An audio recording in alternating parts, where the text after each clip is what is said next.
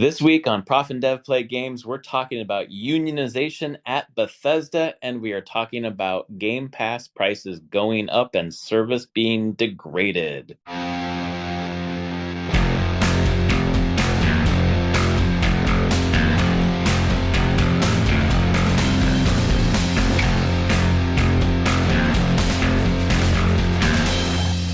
All right, my friends, welcome to episode 440. God, that's a big number of Prof and Dev Play Games. Hello from Houston. Good to see all of you. Anthony, how you doing? Doing okay. I am not in Houston. No, I'm okay with that. Yeah, you did. You got to explore the Pacific Northwest, and then go back to Southern California, and then go to Houston. Yeah, it's been a traveling kind of summer. I don't think I would just pick Houston randomly, I'll be honest. No, it's I don't know why they chose Houston as the site for the convention. It's fine, but it just got hit by a hurricane, and tomorrow the rains are coming again. But it's interesting because I left San Diego and then my phone's off and I'm just playing my Steam Deck, and when I land in Houston, my co-president turns to me and says, Biden dropped out. Like, what the fuck? The world changed while I was in the air. It did. Yeah, that was expected, unexpected. Yes, exactly. Expected, unexpected. Yeah. But yeah, holy cow. It's been an eventful day. Historic. Yes. Turns out, sounds like Kamala's coming here to speak later in the week now. Really? All they said was, we have a special speaker coming on Thursday that will require, if it happens, some new security implementations in interface with the Secret Service. It's like, okay, well, that can only be a couple of... Maybe it's Trump. Actually, it could be. There you go. I hear Trump loves to talk to unions. Yeah, he loves talking to unions, talking to teachers. Yeah. He really needs to lock down Texas. Yeah. Yeah. No. But yeah. Fun times. It is crazy. Every day brings something new, it seems, right now. It was an eventful week already. We got unionization at Bethesda Game Studios. Fallout, Starfield. They made a third game, Skyrim, or Elder Scrolls, I should say. Elder Scrolls, there you go. At this point, it's Skyrim. Let's be honest. It's Skyrim, yeah. It's been but they're wall to wall, man. Or something. Yeah. Oh god, it was 11/11/11 when Skyrim came out. Yeah. So yeah. Oh, okay. Even more. Holy cow. Yeah, we're old. We're old. But yeah, wall to wall. This isn't like what we've seen consistently so far in the industry is like QA testers forming unions. Definitely, probably the most underrepresented in the game. Oh yeah, game industry, and given the short end of the stick, so not shocking that it started there. But this is wall to wall. This is like Bethesda Games, game studios, artists, engineers, designers, you name it. It's producers. They're there. The people that actually just sit there and make the games have voted to unionize, and at all their locations. So it's Texas and Maryland. Apparently, I was only looking at that. I haven't really kept up to date on all the places that Bethesda has open studios. But yeah, I think it was Maryland primarily, and then Austin. I think, right? Yeah, yeah. So, and that's over a month ago, we had our guest on there talking about unionization at QA with Activision, and the vote for unionization is one thing, but then getting to that first contract is the big thing.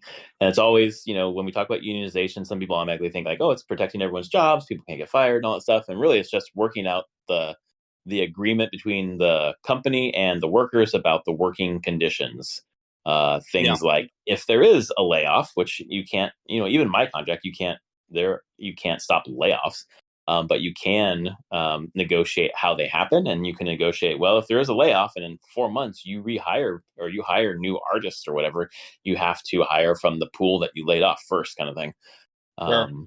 So lots of things, but you've got to get, the vote happens, we're unionized, then you got to get your negotiating team together and get them elected, and then you got to sit at the table with the publisher and work out that first contract. And once that first contract's worked out, that's when it's going to be like popping the champagne and celebrating.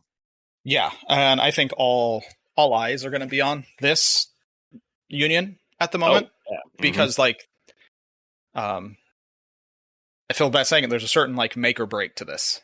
Can they succeed at getting a contract and then a good contract?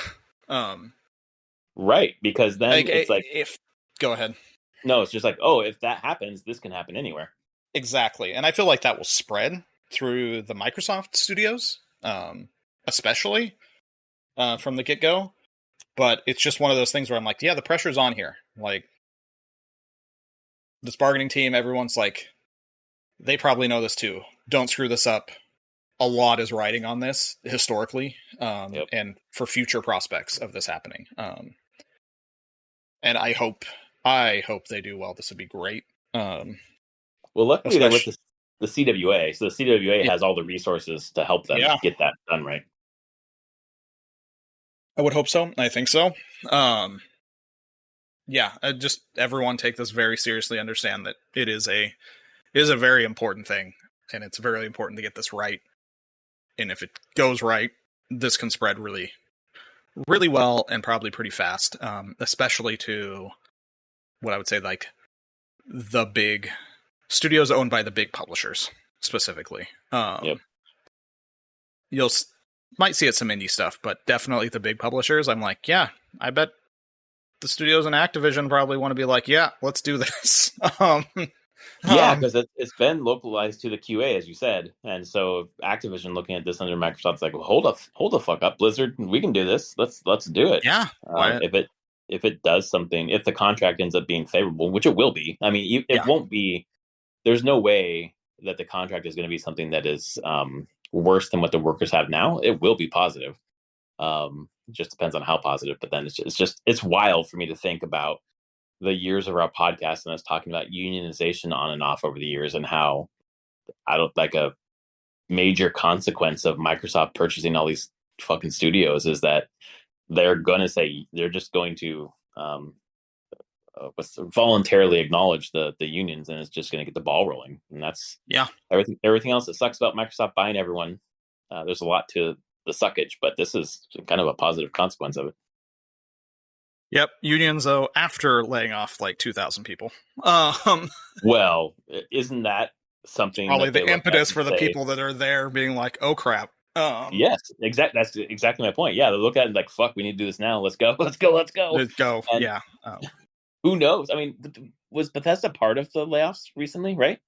Some of them. They didn't get hit as hard as other places, but I mean, Bethesda Softworks closed.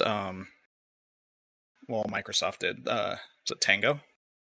Tango and Arcane, right? No, not Arcane. No, Arcane's fine. No, Arcane is still going. Arcane Austin. Sure.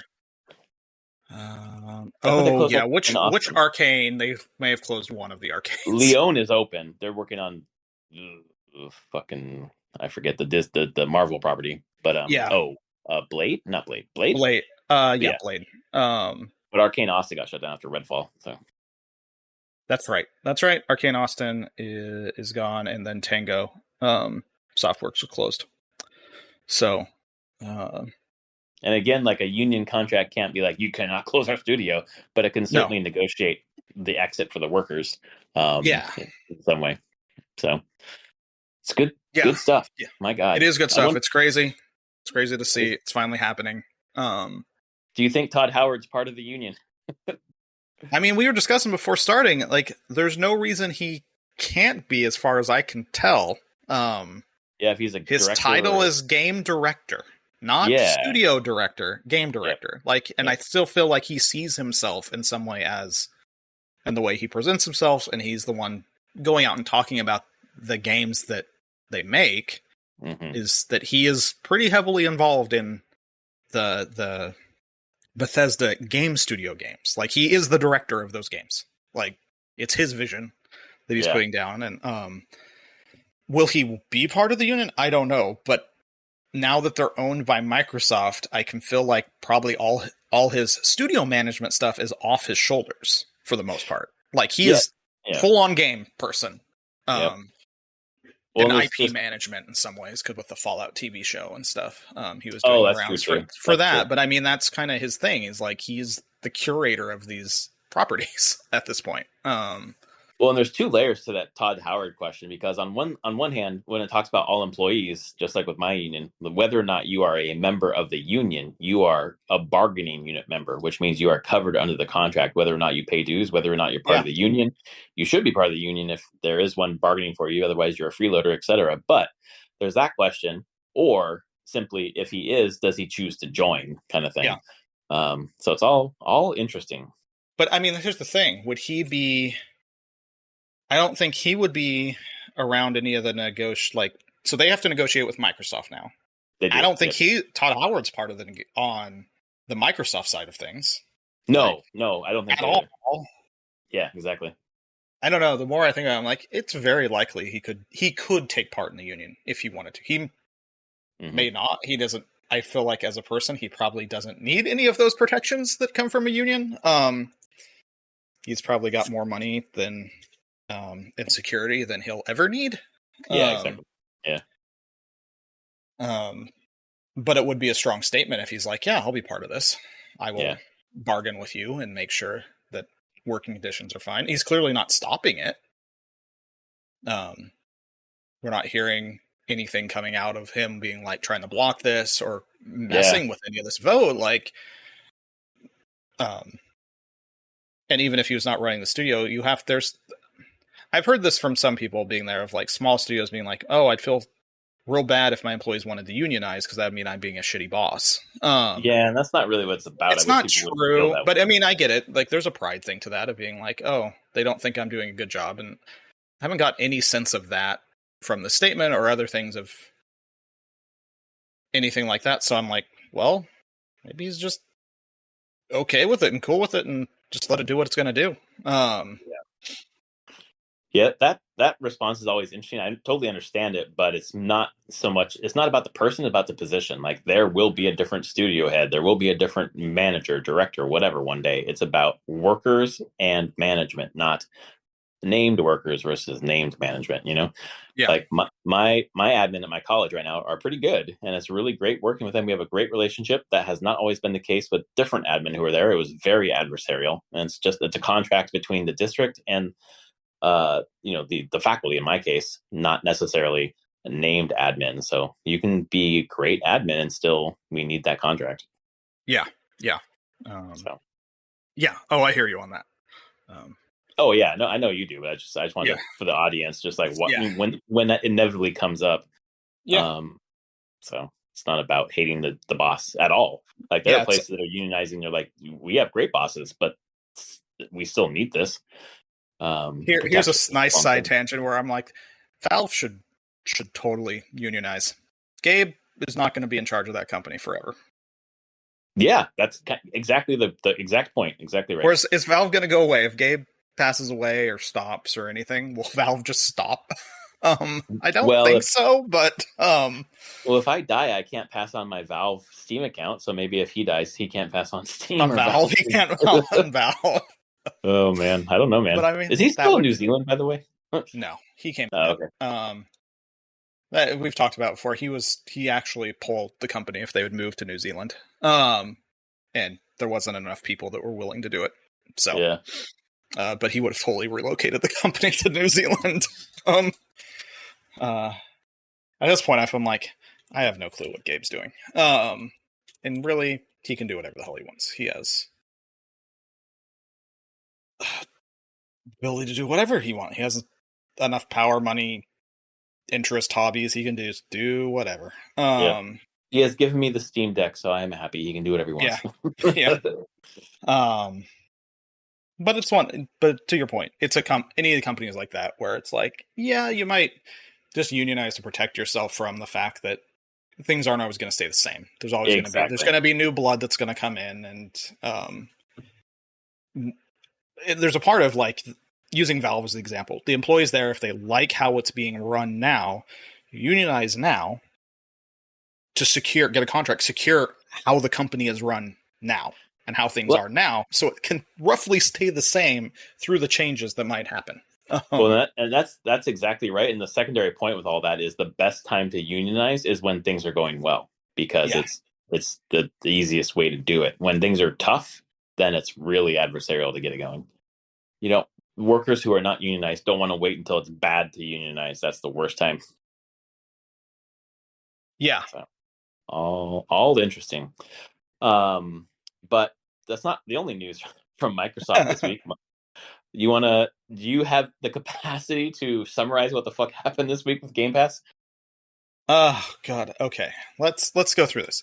So how'd this work? They announced the reshuffling of Game Pass tiers 1. That happened. And let's start with console, because PC is its own thing. Game Pass on console. They basically made it's now 2 tiers. There's Ultimate and Standard. Standard? Oh yeah, I can't even remember what the stupid name is. But the crazy thing is Game Pass Standard, there it is. So pricing went up. Game Pass Ultimate went up to $19.99 a month. It includes day 1 releases, full game catalog, online multiplayer, cloud gaming, EA Play membership, and access on both consoles and PC. So it's everything. It's everything completely. Xbox Game Pass Standard, which is new, is $14.99 a month when it launches. It has online multiplayer, access to back catalog of hundreds of games and consoles, but it's missing that key thing there of day 1 releases. It's so wild. That's the number one selling point of Game Pass. And then they're still keeping Xbox Game. Oh, they renamed it's Game Pass Core, which is the old Xbox Xbox Live, basically renamed as Game Pass. $10 a month, 12. Then that just allows you to play multiplayer in a small catalog of games. And they are also keeping Game Pass for console only for the people who currently have it. No new subscribers can jump in. Yes, that's the $10.99 one. And you can't, you can't like add months of subscription either. Like it's gonna die, and they're just letting. Was it just for that one, or did they cap them all at 13 months? I think they've all capped them all, but the main thing is this one's going away. Xbox Game Pass for console, which was the previous one, which had day 1 releases and all of this stuff, but it's going away. They'll keep that. The people who have it will keep it until they stop subscribing, then they're done. Exactly. But at one day you have to, it will expire because you can only stack expire. Yeah, exactly. Yeah. The message. Sorry, go ahead. I'm just confounded by all of this, honestly. Well, that's what I was going to say. The messaging has always been play it day 1 on Game Pass, and now they're going to say play it day 1 on Game Pass Ultimate only. And also if you have console and PC, by the way, which you didn't talk about. I know we've sequestered PC, console. It just PC Game Pass went up $2 a month. But they get to keep the day 1s and everything. Yep. Game Pass, PC Game Pass, still a reasonable deal. Hate seeing the prices go up consistently, but I'm sure that they are trying to make their numbers look better to the overall parent company. Microsoft's like, we gave you $70 billion for Activision, make money. All right, no more day 1s. We're gonna get rid of that for the cheapest tier.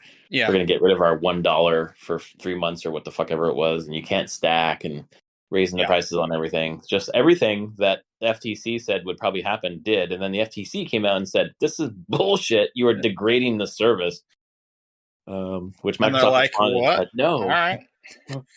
They said no. We were offering multiplayer with it. Like, no, you're fucking taking away day 1, like you used to have. Like, and the thing that sucks about it, I'm a Game Pass subscriber up through September, and I'll drop it because I don't play on Xbox as much as anything else. But I feel like this summer Game Fest or whatever the presentation was like, finally the dominoes are falling. This is the promise of all these studios. There's a ton of great stuff coming. now that we actually have games coming out, by the way, we're dropping this and we're going to raise the price. Yeah, that's the key part. As you said, anytime going forward, they're going to be like, play it day one on Game Pass, asterisks, Yep. fine print at the bottom, available on Game Pass Ultimate. Exactly. I'm like, why? I don't know why they're just messing up that marketing line so much. Again, it is purely I do know why. It is numbers. It is revenue. It is showing that like they spend a lot of money for games on Game Pass, and now they're trying to make that money. Oh yeah, because subscriber numbers aren't growing at the rate that they want them to grow. They're still going up, but just it's not at the hockey stick level that they're like, yeah, we're gonna hit this and have was it 50 million subscribers or something like, and they're just over halfway there, and they're not. Things are leveling off. Because shocking, like there's a max market for this. Yep. It probably would have helped if you had a better console that was selling better, but that didn't happen. I feel like it screws over the console players. It totally screws the console players quite significantly. Clearly, Microsoft doesn't care about their console players all that much anymore. I feel like they're just jettisoning that division. I do too. It feels like they're just like, yeah, that didn't work out. We've now had 2 consoles in a row that haven't done spectacular. Well, let's pivot. We required a pivot. If they pivot to a handheld, man, I think that they could have something. Especially if they beat PlayStation in the market. I know the Steam Deck's already out there, but I don't know. I think that would be very cool. It could be, theoretically. Just get away from Windows as the operating system. Yeah, that's the problem. I'm just like, can you make it a better gaming experience than Valve has made with the Steam Deck? Well, yeah, I'm playing Microsoft games on my Steam Deck. I'm playing Forza Horizon 4, and it plays fucking awesome. Like stunningly, so I can't believe how good it looks. So I don't really need that. I can play Xbox games on this thing. And of course you can sideload things or, Chucky. I'm sure I know there's a way to do Xbox Game Pass too. I just haven't done it. There's you can go pretty crazy there. I've been like, I have the way it's set up so I can play my Epic Games library on the Steam Deck without issue. I was able to get Hades to run, which I have on Epic Games on the Steam Deck. No issues. Like, you can do a lot. And just in general, if you're not even wanting to dig that deep, said it before, the operating system on the Steam Deck for 90% of the people using it is more than enough, and it's very smooth to use. You play the game and it runs. Close it, move on to the next thing. No issues. Windows, as we've seen with the other handheld PCs that have come out recently that everyone else is trying to do, Windows handheld is an absolute terrible operating system. Oh my god, yeah, totally. It's holding all these other handhelds back. So maybe somewhere in Microsoft, someone's working on a better version of that, or a unique operating system for a Xbox handheld. Although, as far as I know, that the Xbox Series X and One previously are just running modified versions of Windows. And those are smooth gaming experiences. Yeah, roughly. There's always complaints from a developer side of like they take a bunch of memory and resources. Yeah, they're kind of bloated because they're based on Windows. They're not as like the 360 when it had its like Blade UI. Yeah. Was super tiny. It was custom made OS just for the console. So, and Xbox just put out a custom theme for Xbox Series X and S. That's the Blades theme. Yeah, people liked the Blades. It was good. People liked the Blades. Yep. It was simple. And they had to keep fucking with it. Like, just leave it. Yeah. But they can't put advertisements in the Blades. That's the thing. Yep. And then it makes it so cluttered to fucking use. Yeah, but the Game Pass stuff is just super obnoxious. But yeah, I know they have to imagine that it's not going to be received that well, at least on a face value standpoint of being like, look at what we're changing. Yep. And that's the only reason I can be like, well, they're just needing to like improve revenues and keep the line going up. from money standpoint, because if they weren't needing that, then they wouldn't make these changes. Oh yeah, this is because totally you wouldn't take the negative PR. Like you'd just be like, no, we'll keep it, and we'll keep being able to easily say this is the best deal in games, best deal. This was Microsoft saying, Spencer, Bond, you want to keep your jobs? Do it. Yeah, makes here's what you promised you would hit. Here's where you are. Figure out how you get there. Exactly. Yep. Oh, yeah. Sucks for the consumer, and it's fucking confusing for the PR people. But yeah, it's inevitable. It seemed like that's what we're where we were headed. So here we are. And to be honest, I haven't had Game Pass in quite a while at this point. There's more games than I can deal with playing at all. Yep. That'd be great if I have that's great. Giant library, tons of games are coming out. It's a great segue into what I've been playing, because one of the games I've been playing is on Game Pass, but I just bought. Oh, yeah, okay. But I'm like, I don't care. Like, the giant library of games seems enticing until I realize how many hours I actually have to play games. And I'm like, it doesn't matter. I can just buy one of these games on Game Pass, and then I'll be playing it for the time that I want. I wouldn't be touching other games on Game Pass. And feeling bad about not touching the ones you're paying for, kind of thing. Yeah. Yeah. So it's an odd place. So it is a great deal if you're just wanting to do window shopping. But if you're just like, I want to focus on a game, it's terrible for focus. You're just bouncing around and around. Yeah. The only reason I have it is because I did that whole buy an Xbox, get a fucking, I forget, it was like a year or 2 years or whatever, through the GameStop, pay monthly, like I don't know exactly what it was called. Had a name, but you get the year or two of Game Pass along with the console, and you just pay per month, like $30 a month for everything, no interest kind of thing. So that's why I have an Xbox, and it came with that. But it expires, and for the reason you're mentioning, I'm not going to re-up because I already have a massive library of games. I do not need to triple it by getting Game Pass on. Yeah, and my other reason is basically if I want to buy a game, I want to own it the best I can.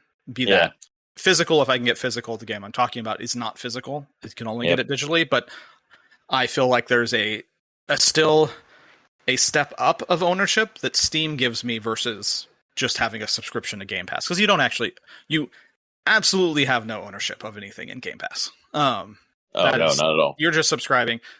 Steam, you have a license to it, but it's at least a little bit better that, like, no, I have paid my usage license. I have this thing that is not requiring me to keep a subscription going to have access to it. So, so there's a part of me that's just there being like, no, there are games I just want to play, and if I want to play them, I want to own them in some fashion. And most games, weirdly, now have a lot of demos, and so I can just check if I want to own that game without needing Game Pass, for the most part. We are in the golden age of demos right now. It's really amazing. Truly are. It's great. I'm glad demos come back. I always loved getting demo discs back in the day. Oh, yeah. Well, I mean, there's been quite a few demos lately that have sold me on the game. Like, okay, well, it's working. Yeah, it always works. We just got away from it there for a while. But maybe the best way to sell together. Best way to sell a game is to let someone play the game. Yep. So I guess I'll just transition. Like, the game I've been talking about is Kunitsu-Gami. It's on Game Pass, but I picked it up on Steam. I had played the demo of it 2 weeks ago. Enjoyed it. It's a weird game. I cannot believe Capcom, as a publisher and developer, is making such weird games. At a moderate budget. Like, this isn't like your high-end budget game. It's just like, no, we're gonna give a team a moderate budget of probably pretty easy to make back the money, and they get to make a weird game that they're clearly passionate about. And so Kunitsu-Gami is an action strategy game coming out of Capcom. Completely new IP, not based on anything at all. Set in mythological ancient Japan. It's very steeped in Shintoism and Japanese mythology deeply, and it's the strategy piece is tower defense basically, but your towers are people that you move around and can command to do things, and then you are basic premise of a level is you have your the maiden, and you are guiding her down a path to the next Torii gate and needing to cleanse it, to cleanse the area, and protecting her as she walks down during the day. Everything stops at night where waves of enemies come and you defend, and day comes up and you're running around the level, seeking out resources, recruiting new people, sending those people to like do construction projects to like clear areas of the map so you can get new paths to collect other things, for upgrades to your main character who you're playing. SOH is who you're playing.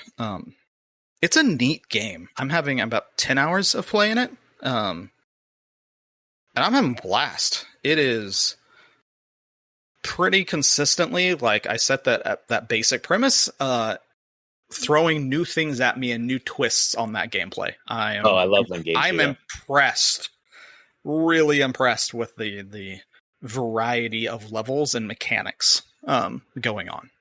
I love, and I would say I'm about halfway through the game. That's so cool when it comes like a new twist, or like it feels like something's added later on that just doesn't make it feel like it's the same tower defense thing over and over again. No, it's not. It's like, I think like the first two levels are very similar, and then from there each level has unique mechanics, slight changes. The one I'm on now, which is actually going to be hard, has no recruitable people. I have to protect the person myself. Oh dang! And I can have traps built around. I have a carpenter who can repair certain traps on the field to help me out. Is it an escort mission or? Kind of. I mean, every level's kind of an escort, but not. Oh, okay. Not in that way, because during the night, the maiden stands still. Like you're just defending that location more than anything, it which is just through it. And that was a new one. I was like, oh, this is going to be a different challenge. Like now we have to push my actual combat and action skills more than anything. Changes my loadout. Like, all right, don't have villagers, so I don't need these upgrades. I need to swap them out for these other upgrades, because why? I don't need anything helping villagers. I need everything helping me. Right. So it's really neat. I think it's a $50 game, which seems about right. I think it's probably going to be somewhere around 25, 30 hours of total game based on like looking at the map and where I'm at. There's a lot of incentive to replay levels with different objectives to maximize rewards. Like you beat it once and then each level has 3. You can finish these on your first play. You just don't know what they are on your first play. But they have different bonus objectives you can do or ways to play it. And I've repeated most levels 2 or 3 times just to do it. It's a really neat game. I highly recommend it to most people who like that kind of, who are just looking for something different. I think as someone I saw a quote from some Steam reviewers like, this game just feels like the antithesis to the current state of the video game industry. It's not copying anything. It's unique, and like moderately budgeted. So I love that. Like taking a risk on something new and keeping it moderately scoped and budgeted. We need more of those kind of games. Yeah. Like, and we don't need everything's AAA Flash, you know? It looks good. It has like the RE engine. It has full ray tracing. Wow. It's not a bad looking game. I think the art style might turn people off, but that's just an artistic choice, like it's a unique art style. As someone said, and I agree, it's a whole lot of tongues and fingers and fingernails. The really art style weird. I just can't get past. It feels very like FromSoft inspired weird. To be honest, in some places, I'm like, okay, what if FromSoft decided to do ancient Japan kind of? I mean, Sekiro has a lot of that weird ass crap in it. But on the previous episode, on the Miyazaki scale, this is much more FromSoft Miyazaki than Hayao Miyazaki. I love our new Prof and Dev Play Games rating scale from Miyazaki to Miyazaki. So good. But I do recommend it. I'm having a great time with it. I'll probably play another level or two after we finish the podcast. So I've been playing that. What else have I been playing?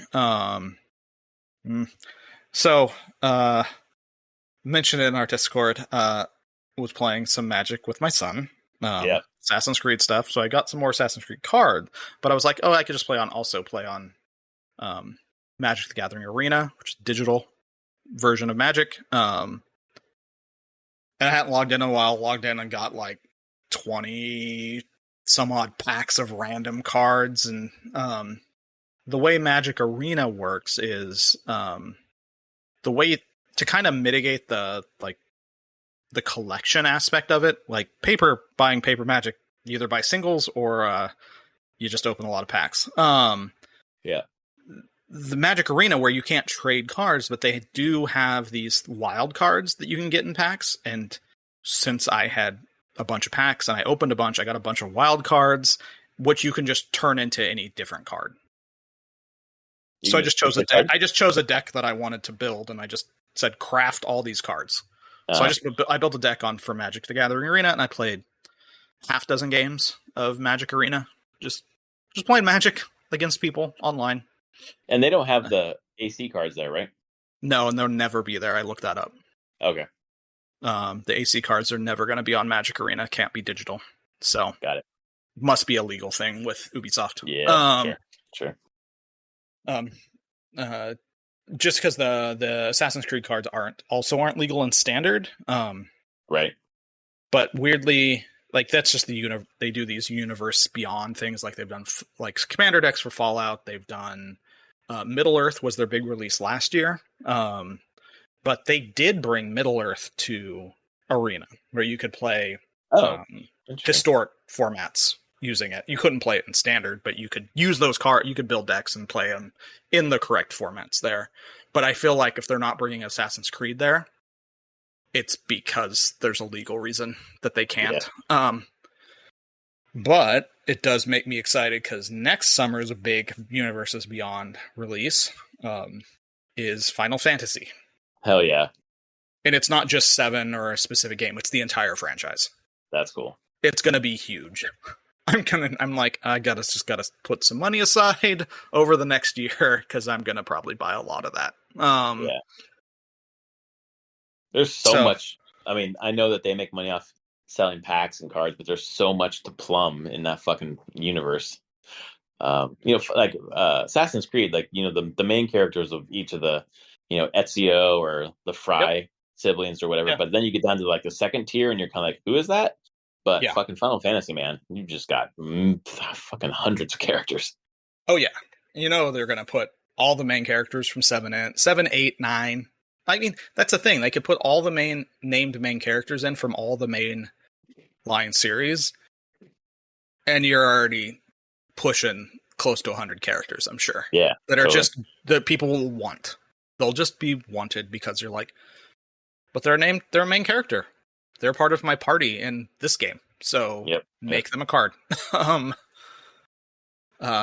my god, I'm gonna get a Balthier and a Fran. It's gonna be amazing. Oh yeah, man, the Final Fantasy 12 deck's gonna be great. I'm like, they have to make that work well. Oh god, I want a commander deck that's like a Balthier commander deck. That'd be hilarious. Like Balthier and the Vieira. Yeah, just a bunch of, or a Fran deck that has a bunch of Balthier and stuff in it. Like, that could be fun. Oh my god, I'm so excited that when you bring up Final Fantasy 12 now, I know exactly what you're talking about. Yeah, and the best characters. I do, yes, those are the best characters. Vaughn, not so much. No, he's fine.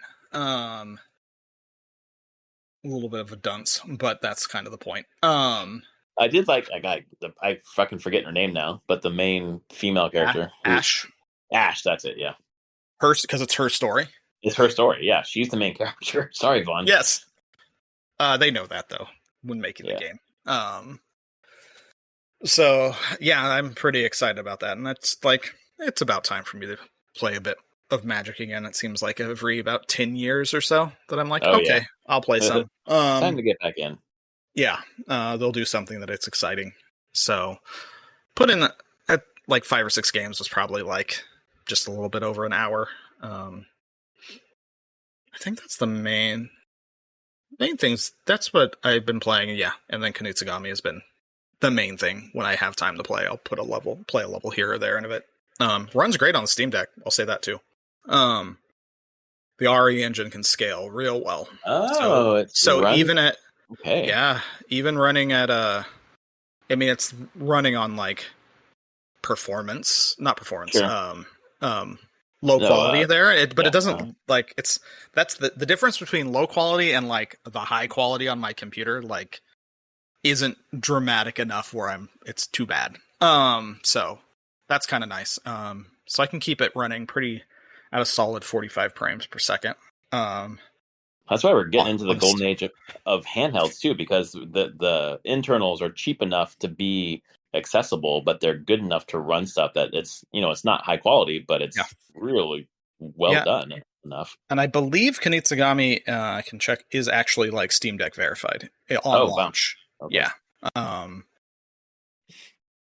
Let me see if it has. Yeah, it has the green check. Yeah, it was verified on launch, so they like dev'd it, so it would work on the Steam Deck. And yeah, I used that on a water taxi last week. It was great. Oh, very cool.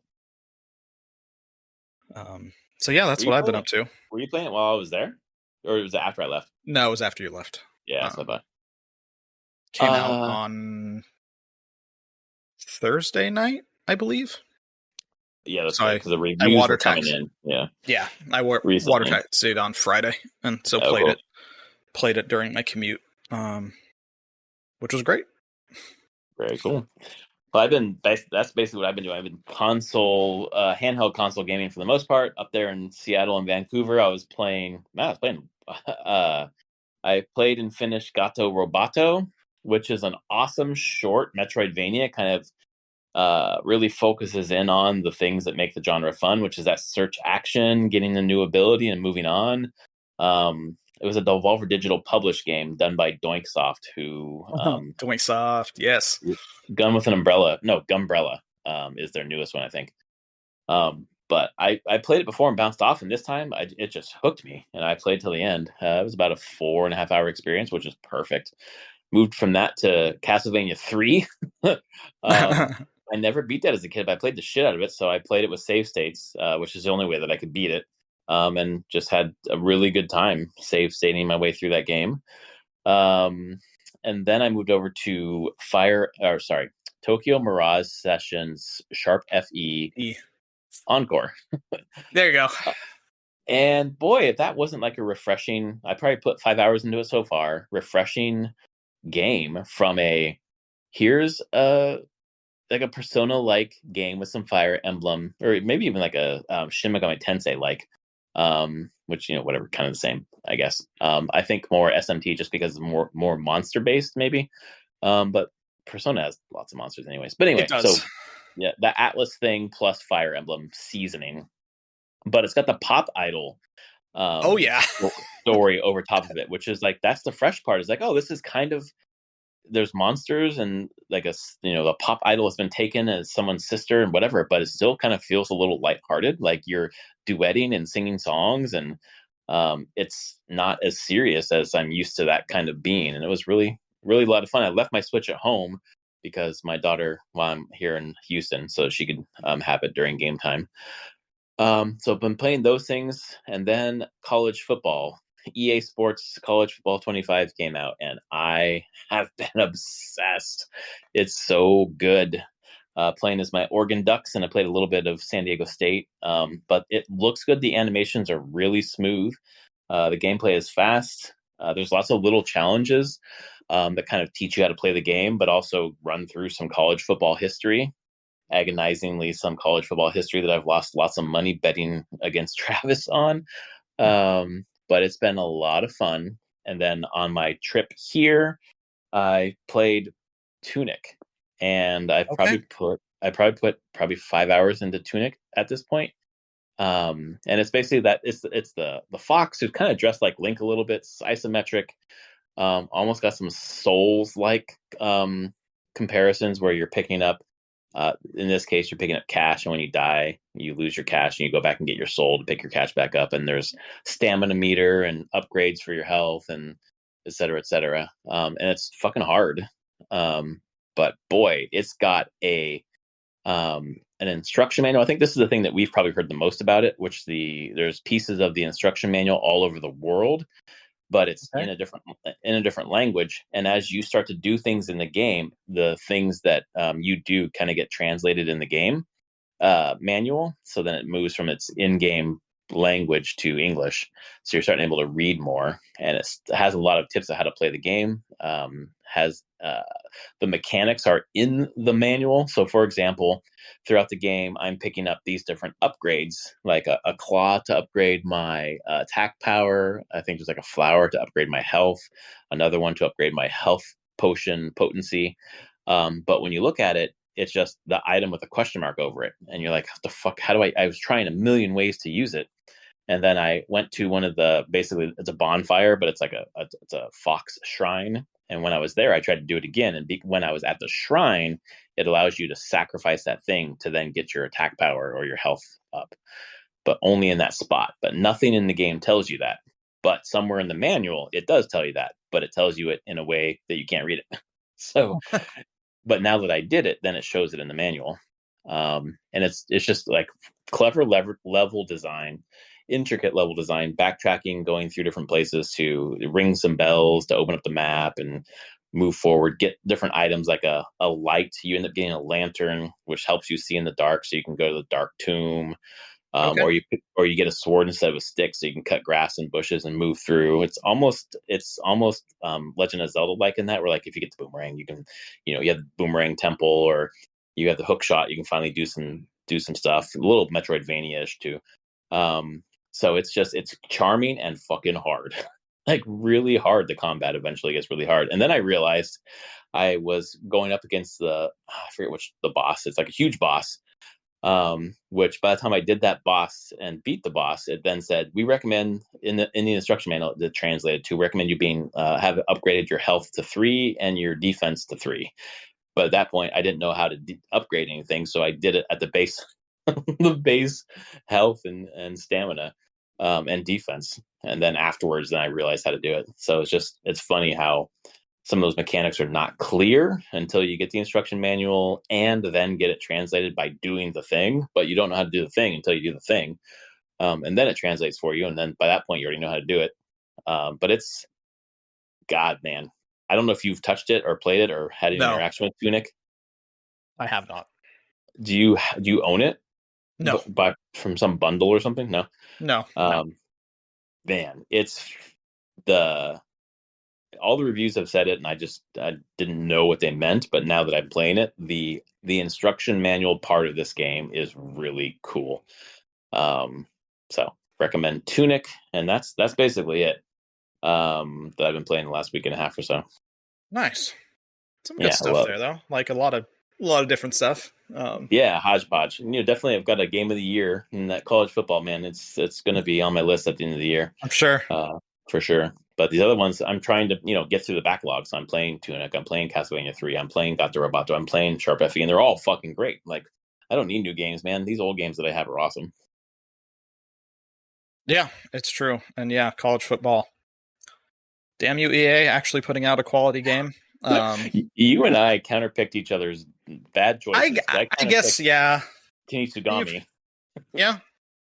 EA Sports came in higher than I thought it would. I'm honestly surprised it doesn't have a bunch of... Well, maybe you can tell me. It doesn't have a bunch of microtransaction bullshit in it?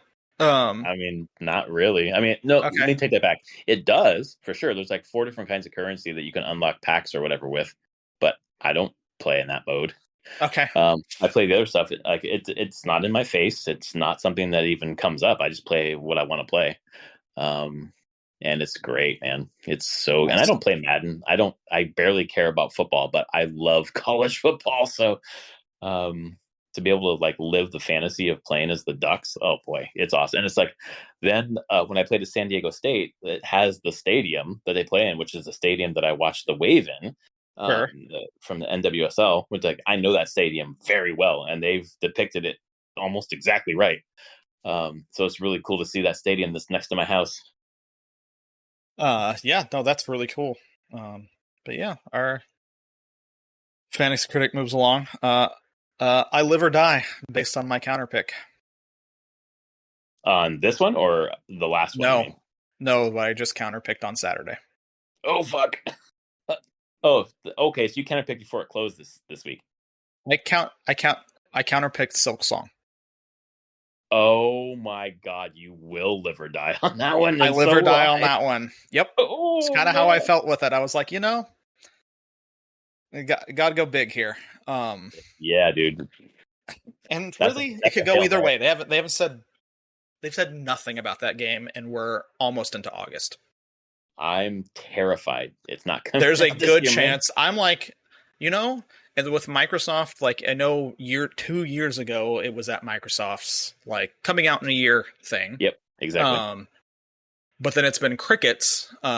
Clearly, it looks like Microsoft is like winding down a lot of their, I would say, console support in that way. Which I'm like, is this a Switch 2 launch? Have they shifted to Nintendo? Oh yeah. As like co-marketing. I could see it.